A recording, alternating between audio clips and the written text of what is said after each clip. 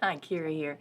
So I am almost 45 years old, and I'm getting ready. My body is getting ready to shift into the next phase. So I am perimenopausal. My progesterone is really low. So if you look at hormones and things like that, hormones are, are awesome. um, but I've started the process of embracing it, and it's very interesting because, and it's funny. Some of it is really funny. Like I wake up and I'm like, oh, I am obviously a man today. like I'm like, no amount of makeup is gonna make this be different. Like it's actually pretty funny. And then other days, like today, I look at myself and I'm like, oh yeah, girl, get it. Like it's so strange. And it was interesting because I started talking to people about what their experience was, some older women, what their experience was with menopause and how they felt about it. And I don't know if there's a stigma around it or kind of what's going on, but whenever I would talk to anybody, it just seemed like they would be like, I don't remember. I don't know. I don't know, or I really didn't notice much, or I had something else going on simultaneously during that time, so I don't really remember it, or I'm not sure that it didn't have to do with the thing that I was experiencing, and then also too, I've had people say, yeah, I know that I experienced something even though I was experiencing something else that was hard at the same time. So, but for the most part, it's been a little bit hard to find people kind of in my own world or in my peer group that could tell me that what I was experiencing, kind of this crazy imbalance stuff that was happening emotionally, primarily emotionally, that it was okay that I was experiencing it, or that it's normal, or anything like that. And yes, I can go out to find books and I can talk to, maybe other people or go to a doctor or do whatever. But for me, I feel like it seems to be a very personal experience for everyone. So almost everyone that goes through this shift in their life, um, they have this um, um, just unique experience, and sometimes they completely forget that they even had the experience. They're on the other side of it, and I think that that's what happens a lot of times, is that when we have a lot going on, that we actually um, our brain just compartmentalizes it, and it says, you got through this thing, there's no need to bring any more focus to it, it's complete. And so when we have any kind of thing like that, any kind of even traumatic things that happen, we might have symptoms of the trauma, but we don't necessarily have access to the originating event in some cases, right? Sometimes people are dissociated from it, or they're blocking it, and that happens. This defense mechanism, it happens naturally in the brain. And so for some, I think it may be some of that. It may be people who are also not very connected to themselves emotionally or physically, and they don't really feel any of this shifting stuff that's happening. And so, I mean, it's very weird. So right now I'm kind of in the progesterone cream stage where, I'll put progesterone cream on, but it's like like a dime size is too much. And a little teeny dollop is just right. And so it's kind of like Alice in Wonderland, where she eats the toadstool and one side makes her smaller, one side makes her larger.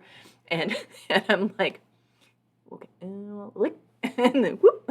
And that's kind of where I am right now in this process of just figuring out what works for me. And I know you're out there. I know you're out there, and you're being like, Kyra, just go to the doctor and get them to do whatever. I can hear it already. I know. At the same time, I've had a very hard time with allopathic medicine in the past. And when it comes to this, here's what I'm guided to do, or what I'm feeling connected to do. And with some of the people that I've talked to who are amazing coaches and therapists and things like that, is to go inside, get clear inside myself that these are processes, these are shifts that are going to be happening, and that it's okay that they are.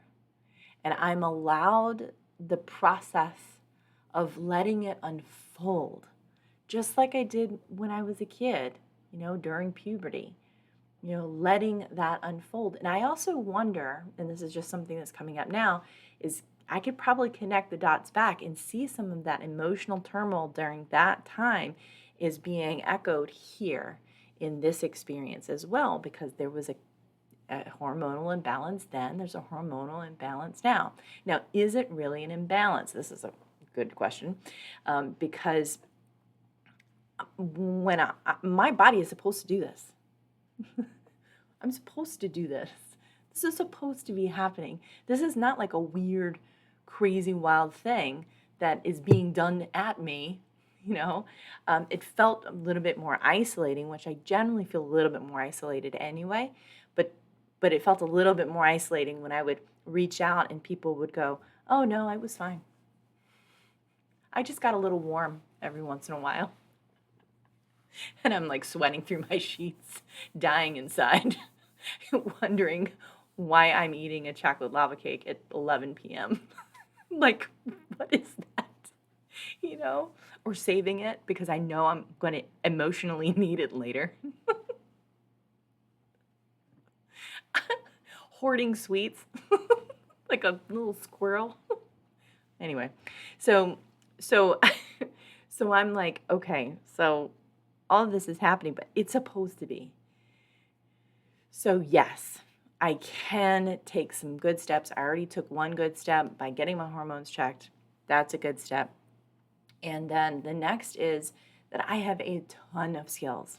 I have a ton of skills, and I'm going to work on myself with those skills, because when I work with people, I teach them how to do things. I don't do them for them. It is about taking responsibility. And I know the difference. I know the difference when somebody comes to me and they're like, "Fix me." I can't do that. But I can teach you everything that you need, and you will have a toolbox for the rest of your life. And you can pull out that toolbox anytime you want. And you'll get some relief here now, but it's like working a muscle at a gym. If you stop using the tools, if you stop connecting the dots, if you stop looking at it yourself emotionally, if you stop doing these things and harmonizing with who you are, you're going to get some of those old symptoms back. But then you'll remember, and then you'll start bringing in these things again. So for me, I know this is right for me. Everything is happening perfectly. There's nothing wrong. There's absolutely nothing wrong. Everything is okay. And I am going to allow my body to do what it needs to do with as little resistance to the process as possible. And some of that is telling the truth about how I feel about myself. The negative thoughts, the intrusive thoughts, and partnering with people who can see me in those things without trying to fix me, without trying to make me different, without trying to stuff a pill down my throat, without doing all these things and saying, you have to do it my way or no way. It's like, wait a minute. I am connected to a healing stream. I'm connected to the love and peace of all that is. I'm connected to brilliance, magnified 1 billion times over. I'm connected to life. We all are. So if you have something that you are struggling with, taking a moment and just saying, okay, my body, my mind, my emotions, and my spiritual body knows what to do with this. Do you know that if you go into a forest and you see a poisonous plant, there is an antidote to that poisonous plant somewhere nearby. There is an antidote. The same thing in the physical body. there's an antidote for anything, and it gets activated by what kinds of things we're willing to take a look at and to adjust and to shift and to love ourselves through and to allow through. So this may not be graceful for me. This may be very hard for me, but I know that I do have a touchstone. I know that I do have loving friends. I do know that I have a space that I can go if I just want to yell, which is my car. I think nothing else exists outside my car. Like, it is soundproof, right? It's not, but I think it is. Or singing at the top of my lungs, or dancing like crazy in my living room, or doing whatever it is to release the energy that I have built up inside of me from the anger and the frustration and the irritation that does arise as a result of these types of imbalances, and trusting that my body, my mind, my being knows exactly what to do. And so I'm talking to you, but I'm also talking to myself, because it would be I would be really remiss to not share my own process and tell you what to do with yours, to not let you in, because this is a new thing for me. And parts of me feel now, not before, but now it kind of feels exciting. I talked to my friend Janet Zavala recently. We did an interview with her, and she is a midlife mentor. And she was just so right on, and she was just that balance. The feeling that I get when I talk to her is that feeling of balance. And she said, I'm on the other side of this. I know what you're experiencing, and I know that this can be challenging. So as many people as I talked to that didn't remember a thing, my friend Janet did. And so she was able to help me kind of reposition this in my consciousness, reframe it in my awareness, so that I would then be able to go, I can accept this as the next phase of my experience. And I can love myself every step of the way, even if times are a little bit hard. So whether it's perimenopausal, whether it's some other big thing that's causing a massive transformation in your experience, know this: you're not alone. It's happening perfectly, even though that's hard to hear. And everything is moving in the right direction, even though it might feel like it's moving backwards sometimes.